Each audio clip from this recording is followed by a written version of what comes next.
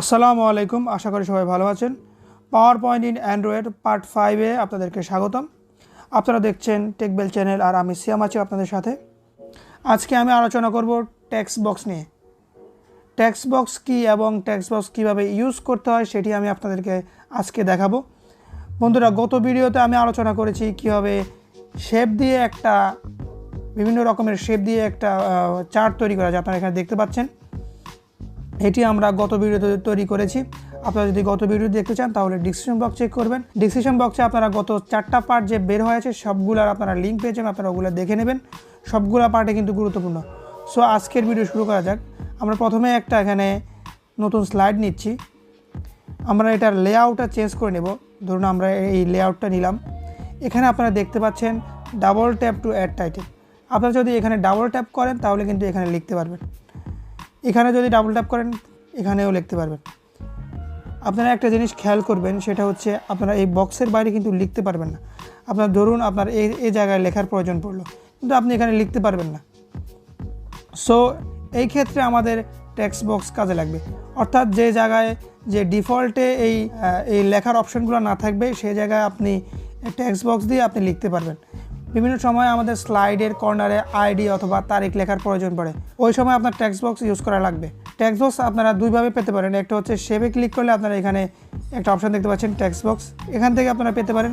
অথবা আপনারা আলাদা এখানে একটা অপশান দেখতে পাচ্ছেন ইনসার্ট এ টেক্সট বক্স, এখানে আপনারা ক্লিক করলে টেক্সট বক্স একটা ক্রিয়েট হয়ে যাবে। এখানে আপনারা ধরুন আজকের তারিখটা লিখলেন 23/3/2020, তারিখটা লিখলাম। আপনারা আইডিও লিখতে পারেন, সমস্যা নেই। তো এটাকে আপনারা ড্র্যাগ করে ধরে আপনারা যে জায়গায় ইচ্ছা আপনারা সেই জায়গায় বসাতে পারেন। দেখতে পাচ্ছেন আমি ইচ্ছা করলে যে জায়গায় ইচ্ছা আমি সেই জায়গায় বসাতে পারছি, আপনারাও পারবেন। সো আশা করি আপনারা এই অপশানটি বুঝতে পেরেছেন। আর যদি এটাকে আপনারা রোটেট করতে চান তাহলে উপরে যে অপশানটি দেখতে পাচ্ছেন যদি আপনারা রোটেট করতে পারেন। এবং আপনারা যদি এটাকে বড় করতে চাইলে আপনারা অলরেডি এই সম্পর্কে জানেন।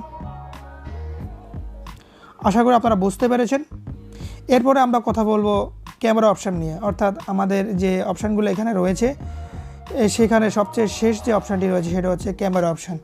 এই ক্যামেরা অপশান দিয়ে আপনারা কী করবেন, এখানে আপনারা একটা ছবি তুলে ডাইরেক্ট ক্যামেরা দিয়ে ছবি তুলে আপনারা এখানে ডাইরেক্ট আনতে পারবেন। আমরা যেমন পিকচার আমরা গ্যালারি থেকে নিয়ে এসেছি, এখানে আপনি ডাইরেক্ট মোবাইল দিয়ে ফটো তুলে সেটা এখানে আপনারা ইম্পোর্ট করতে পারেন। আমি আপনাদেরকে দেখাচ্ছি।